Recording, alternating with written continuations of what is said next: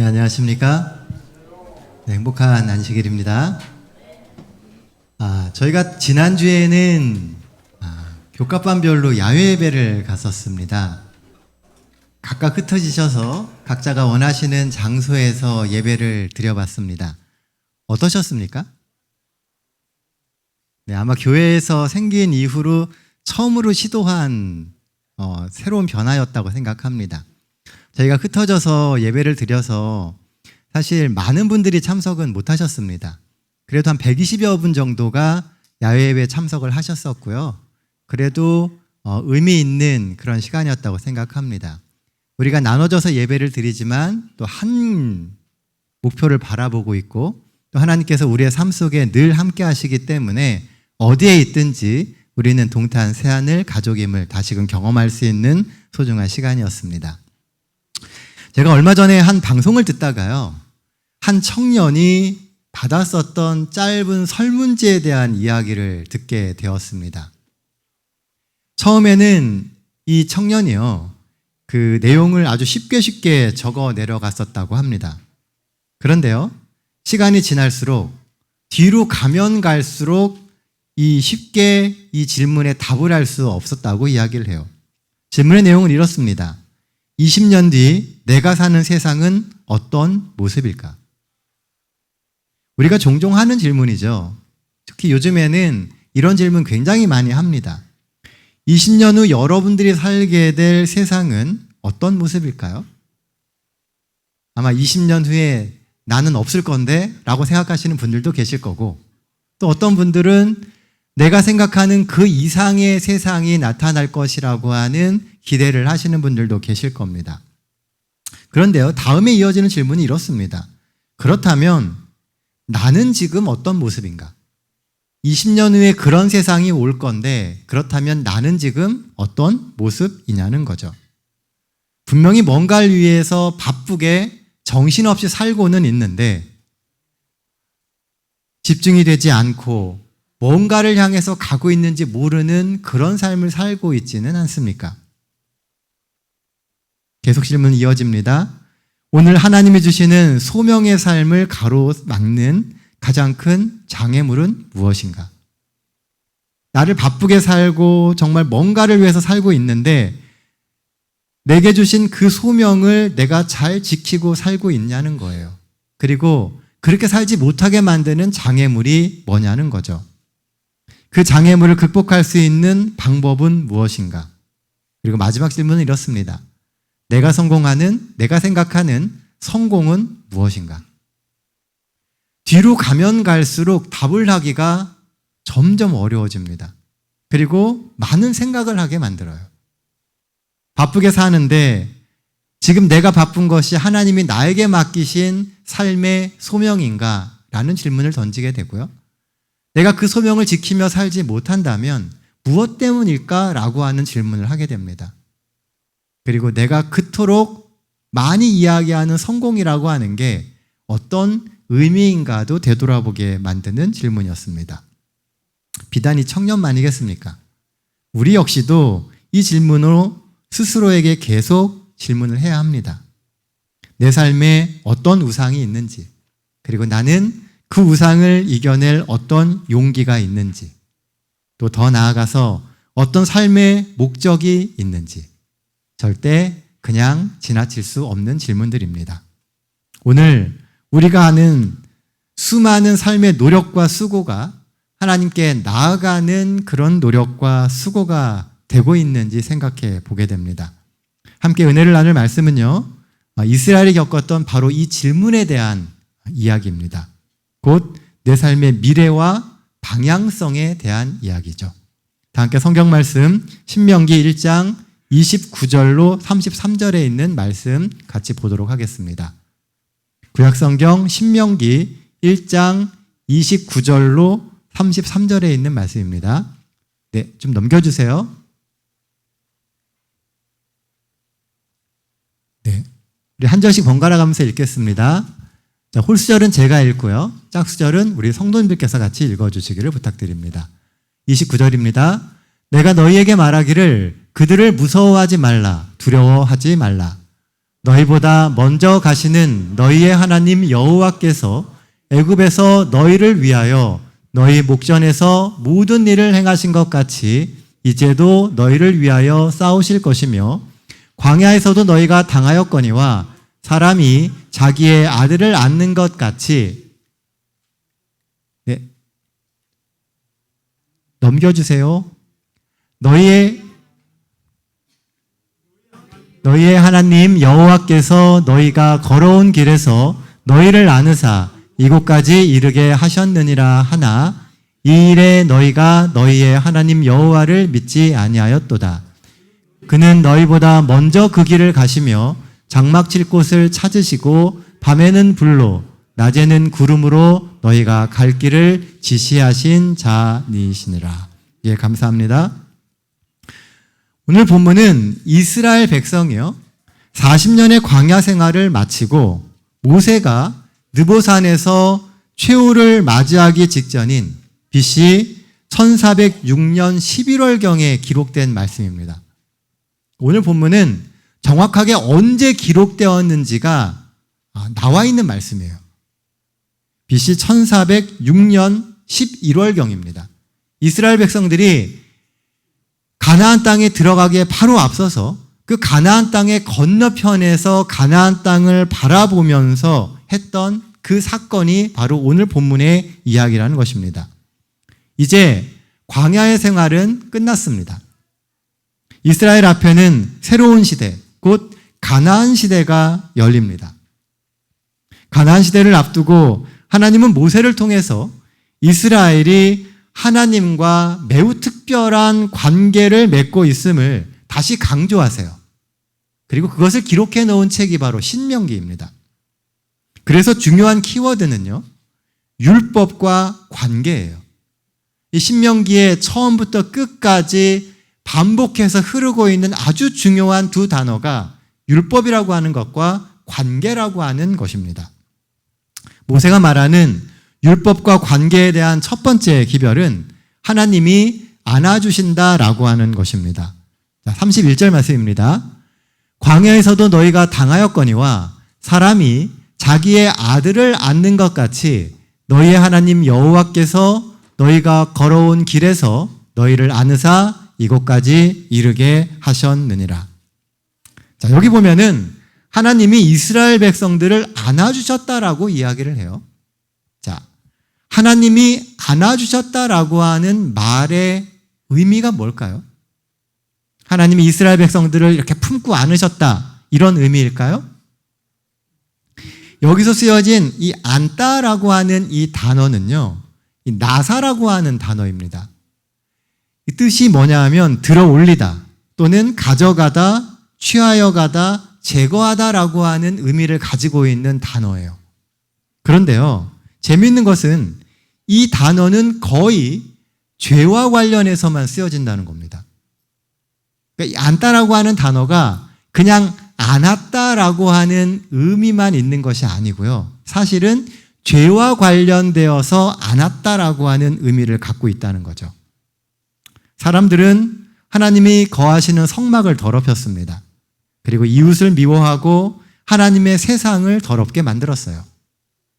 그래서 우리도 모르는 사이에 이 세상이 온통 죄로 가득해졌습니다.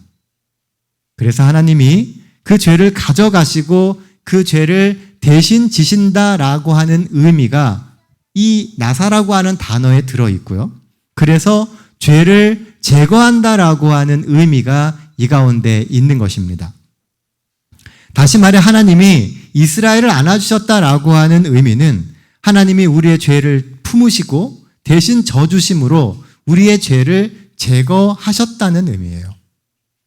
광야에서의 그 긴 시간 하나님은 이스라엘의 모든 죄를 감당하며 대신 감당하며 가셨다는 겁니다. 하나님이 왜 그러셨을까요? 왜 이스라엘의 죄를 때때로는 간과하시고 덮어주시고 안아주시면서 가셨을까요? 하나님이 그 백성과 약속하셨기 때문에 그래요.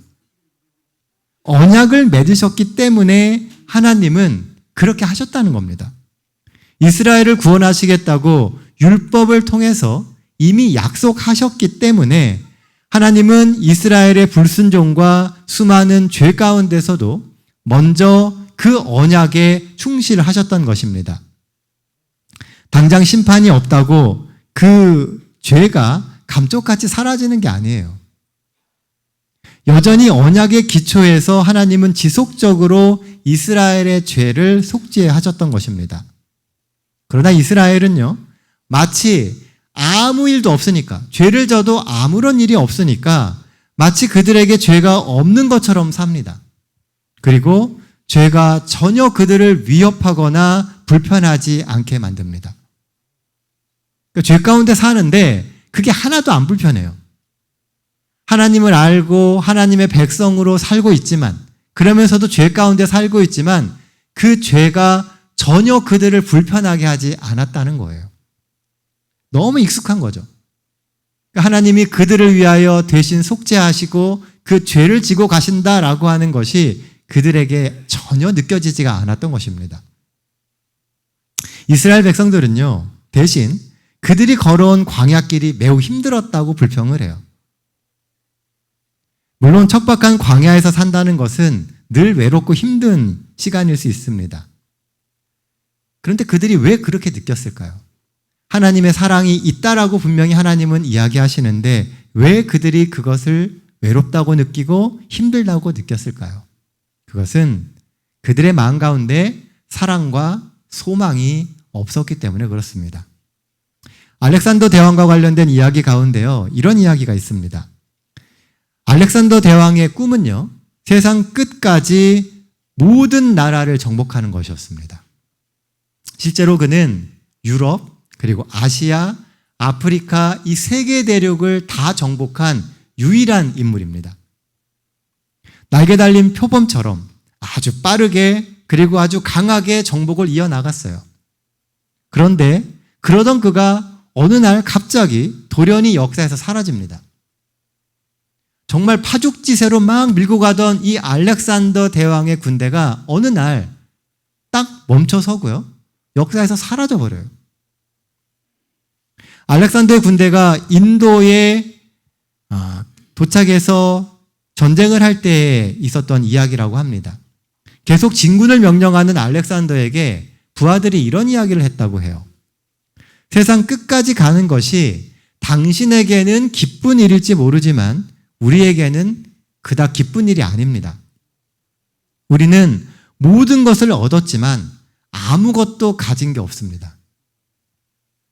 모든 것을 얻었지만 아무것도 가진 게 없다라고 하는 이 말이 알렉산더에게 아주 큰 충격으로 다가왔다고 그래요. 알렉산더가 무슨 생각을 했는지 우리는 자세히 알 수 없습니다. 그러나 그 말을 듣고 알렉산더는 전쟁의 의욕을 잃고 모든 일을 내려놨다라고 하는 풍문이 있습니다. 왜 부하들은 모든 것을 얻었지만 아무것도 가진 게 없다고 이야기했을까요? 그들의 마음 가운데 소망이 없기 때문에 그래요. 전쟁에서 계속 이겨요. 뭔가를 이루고는 있는데 그들의 마음을 채울 수 있는 그 무언가가 없었다는 겁니다. 오늘날 우리가 수많은 도전을 해서 성공을 이룰 수 있습니다. 그런데 내 마음 가운데 소망이 쌓여가지 않으면요, 그게 아무것도 아닐 수 있다는 거예요. 우리 인생의 가치는, 마음의 품은 소망에서 나옵니다. 반면에요, 사도 바울은 정반대의 말을 합니다. 성경을 보시면요, 사도 바울이 이렇게 얘기를 해요. 나는 아무것도 없는 것 같으나 모든 것을 가진 자로다. 사도 바울은 사실 이 알렉산더 대왕과는 정반대의 삶을 살았어요. 정말 많은 걸 가지고 있는 사람이었거든요. 그런데 하나님을 알아가면서 가진 게 점점 없어집니다.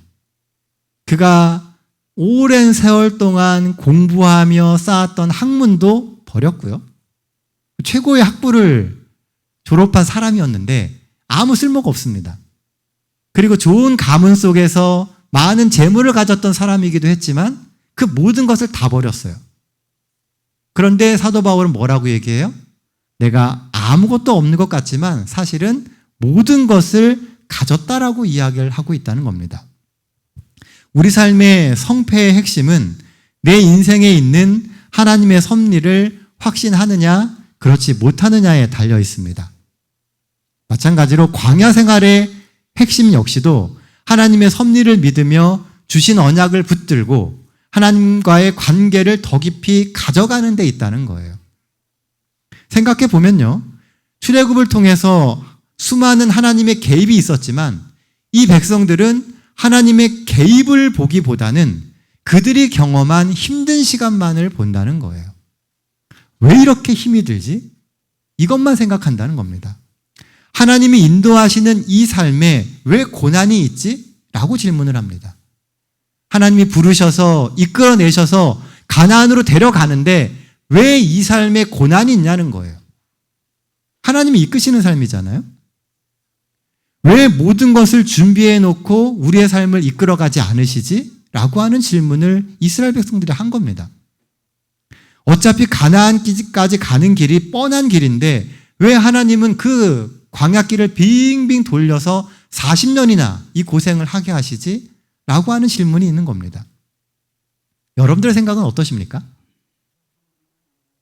하나님의 뜻대로 우리가 하나님의 백성으로 살려고 정말 열심히 노력하는데 삶이 평탄해요?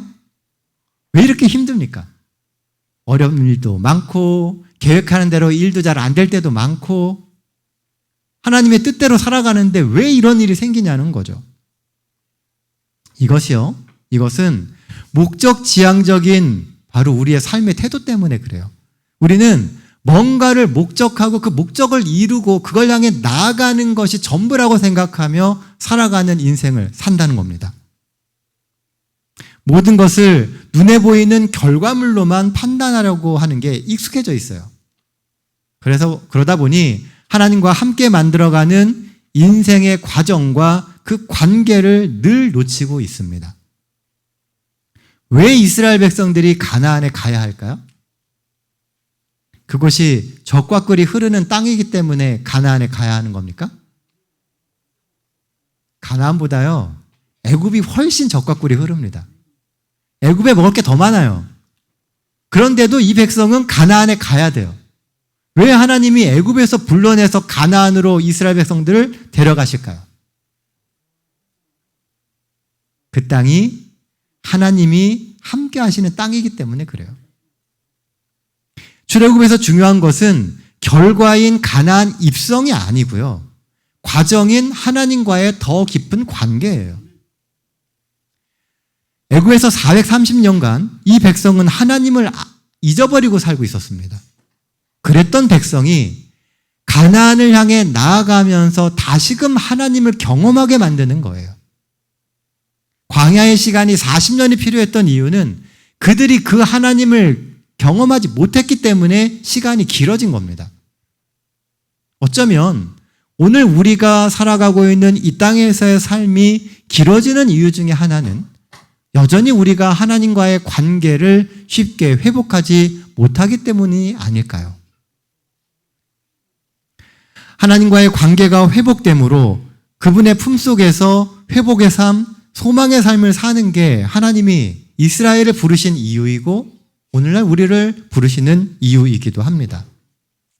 그게 출애굽의 진짜 목적이고 가나안에 가야 하는 이유예요. 하나님의 안아주심을 경험하는 것, 하나님의 보살핌을 느끼고 그 사랑에 감사하는 신앙인이 될 때 우리의 신앙은 회복되고 풍요로워집니다.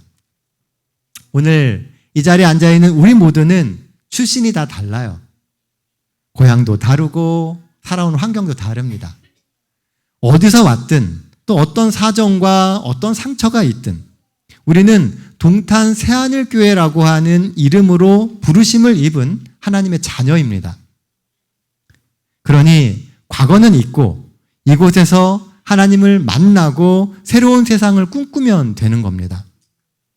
하나님의 안아주심을 믿으며 과거를 내려놓고 미래를 바라보고 믿음의 발걸음을 띄면 돼요. 하나님을 느끼고 하나님을 경험하고 그 하나님과 같이 같이 걷는 삶을 지금부터라도 살면 된다는 겁니다.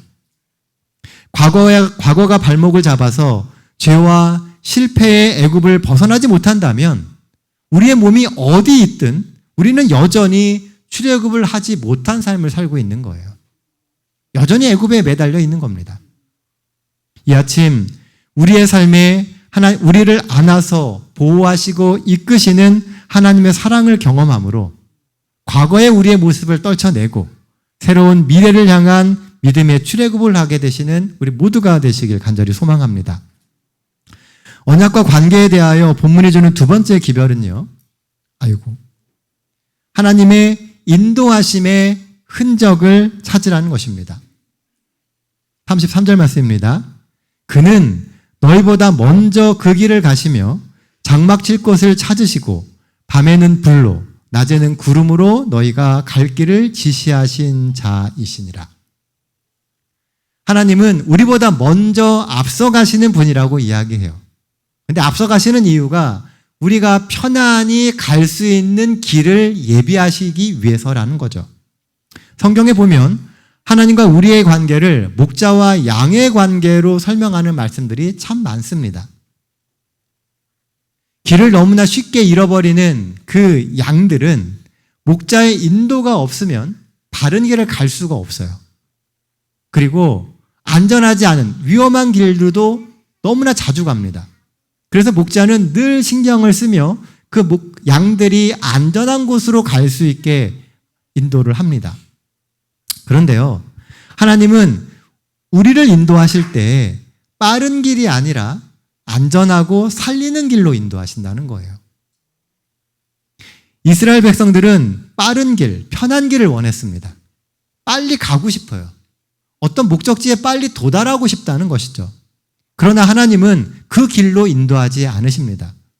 하나님의 목적은 빨리가 아니라 안전하게이기 때문에 그래요. 이 시대 역시 빠른 길을 원합니다. 택시도 어떤 택시 타요? 총알 택시 탑니다. 배송도 로켓 배송을 해요. 앞에 뭔가 빠른 게 붙어야 됩니다. 빨리빨리 내가 원하는 게 내 손에 들어와야만 만족하는 삶을 우리는 살죠. 문제는 그런 빠름을 선호하는 경향은 결국 인생의 디테일을 잊게 만든다는 겁니다. 그러니까 빨리는 가지만 인생의 내용을 자꾸 놓쳐요. 우리가 살아가면서 경험해야 할 하나님과의 관계라든지 신앙의 깊이라든지 이런 것을 자꾸 놓치게 만든다는 겁니다. 그래서 신앙생활을 오래 해도 깊이를 못 갖게 만든다는 겁니다. 사단이 빨리빨리의 문화를 마지막 시대의 문화로 만들어가는 이유가 그런 게 아닐까 하는 생각이 들어요. 다들 빠르게 막 뭔가를 하고 살다 보니까 깊이를 가지고 하나님과의 관계를 깊게 묵상하는 시간들이 점점 줄어듭니다. 그래서 신앙도 계속 수박 겉핥기처럼 되어가는 것이죠. 인생의 디테일을 놓치면 결과는 있을지 모르지만 종종 공허합니다. 내가 무엇을 위해서 이렇게 살지? 라는 생각이 든다는 거예요.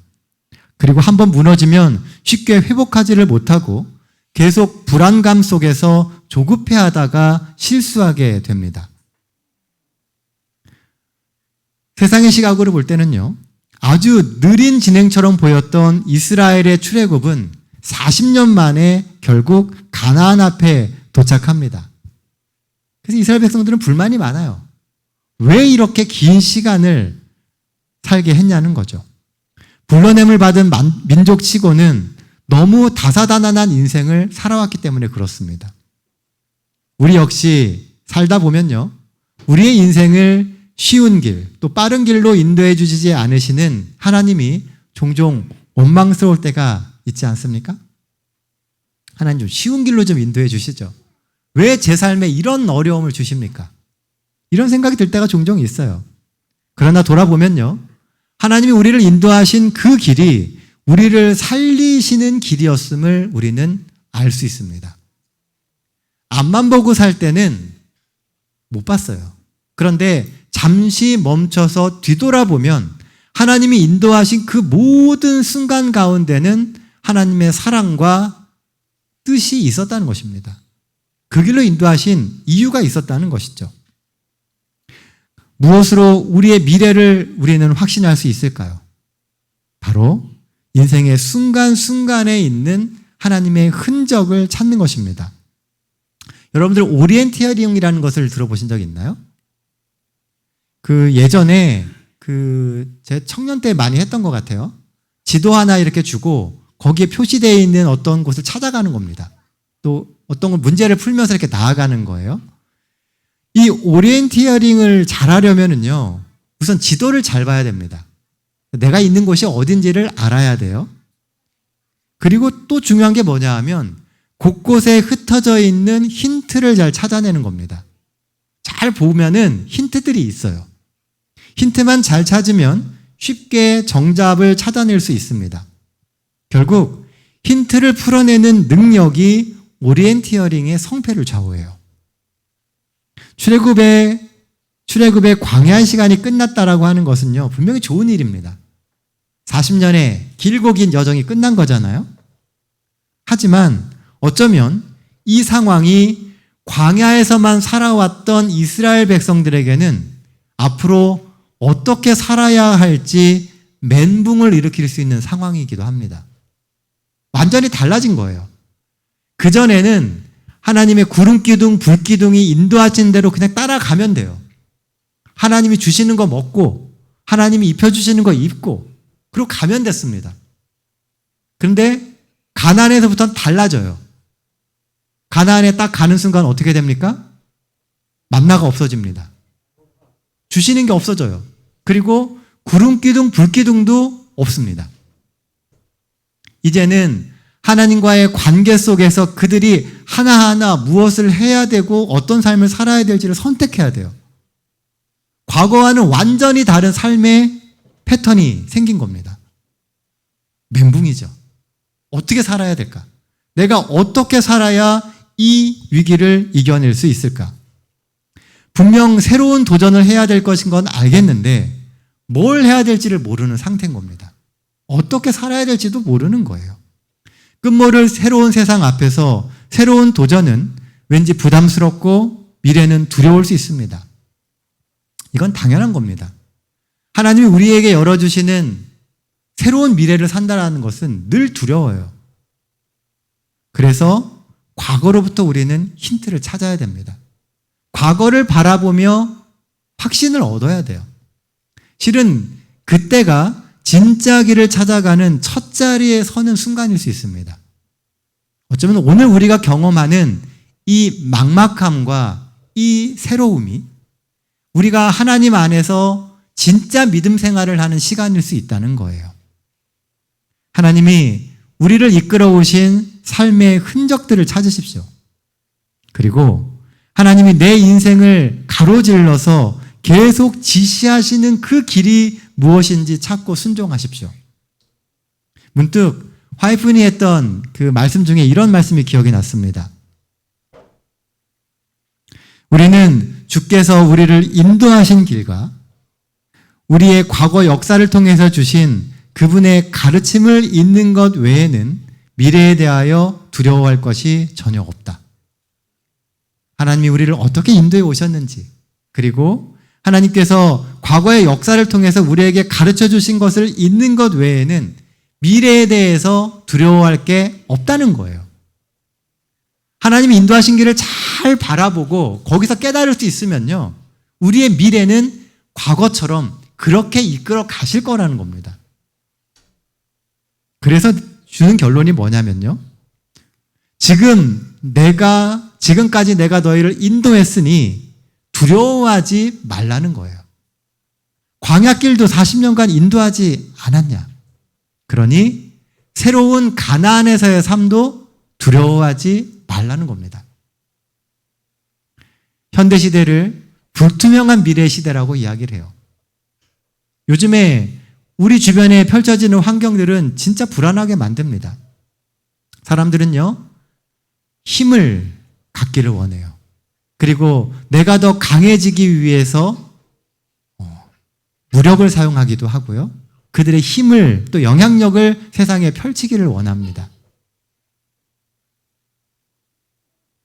우리와 멀지 않은 곳에서 전쟁이 일어나고 있어요. 요즘에 북한이 파병되고 하는 과정 속에서 세계 제3차 대전이 일어나지 않을까라고 하는 불안감을 갖습니다. 이 모든 이 불안감 가운데서 우리가 깨달을 수 있는 것이 뭐냐면 결국 그 모든 인생의 결과들은 하나님이 계획하시고 이끄시는 대로 가고 있다는 거예요.